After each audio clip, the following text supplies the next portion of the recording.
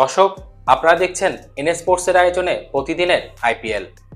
আজকে আমরা কথা বলবো গুজরাট টাইটান ভার্সেস রাজস্থান রয়্যালসের ম্যাচ নিয়ে।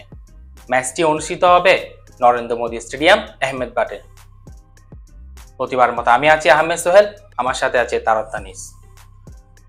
আজকে গুজরাট টাইটান ভার্সেস রাজস্থান রয়্যালসের ম্যাচ আহমেদাবাদ স্টেডিয়ামে অনুষ্ঠিত হবে।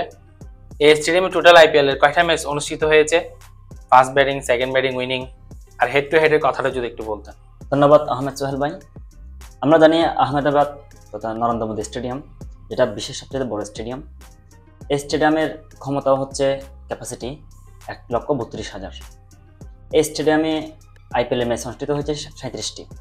আবার গুজরাটের হোম স্টেডিয়াম, অবশ্য হোম গ্রাউন্ড।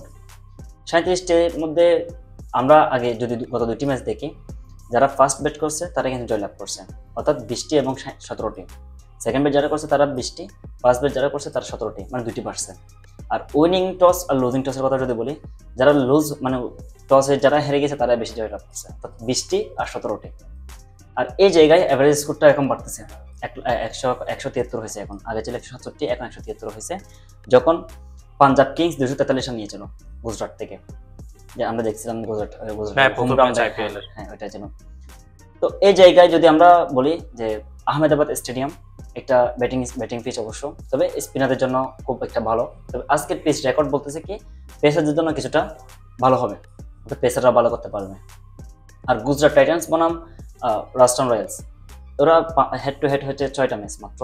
যে 6টা ম্যাচের মধ্যে 5টাই কিন্তু গুজরাট টাইটান্স জয়লাভ করছে, রাজস্থান রয়্যালস মাত্র একটাতে জয় হয়েছে।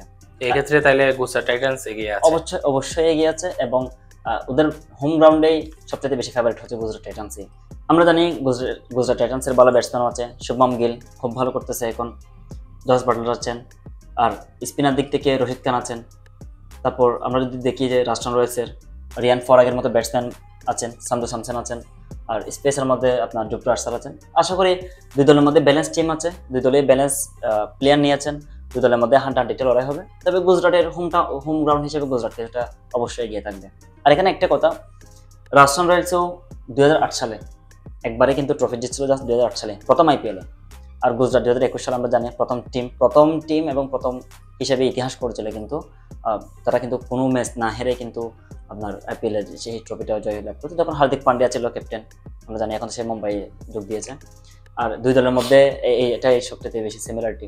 আর আহমেদাবাদ স্টেডিয়ামের কথা যদি বলি, গুজরাট টাইটান্স 18টি গেমস, 18টি ম্যাচ তারা খেলছে ওখানে আহমেদাবাদ স্টেডিয়ামে, 18টি, তার মধ্যে মাত্র 10টিতে কিন্তু তারা জয়লাভ করছে। অপরদিকে রাজস্থান রয়্যালস দুইটি ম্যাচ খেলছে, যার মধ্যে একটিতে জয়লাভ করছে, একটিতে হারছে। যদি বলি যে যদি বা গুজরাট টাইটান্স বেশি ম্যাচ খেলছে, কিন্তু রাজস্থান রয়্যালসের টিম অনুযায়ী কিছুটা প্রেশার থাকবে অবশ্যই গুজরাট টাইটান্স। ধন্যবাদ তানিস ভাই। দর্শক, আপনার জন্য আজকের কুইজ থাকবে রাজস্থান রয়্যালস ভার্সেস গুজরাট টাইটান্সের ম্যাচে কোন টিম জয়লাভ করবে, আমাদেরকে কমেন্ট করে জানান। সঠিক উত্তরদাতাদের মধ্যে লটারির মাধ্যমে আমরা একজনকে নির্বাচিত করব, এবং তার জন্য রয়েছে এন স্পোর্টসের পক্ষ থেকে আকর্ষণীয় গিফট। দর্শক, দেখে আসি গত পর্বে কে বিজয়ী হয়েছে।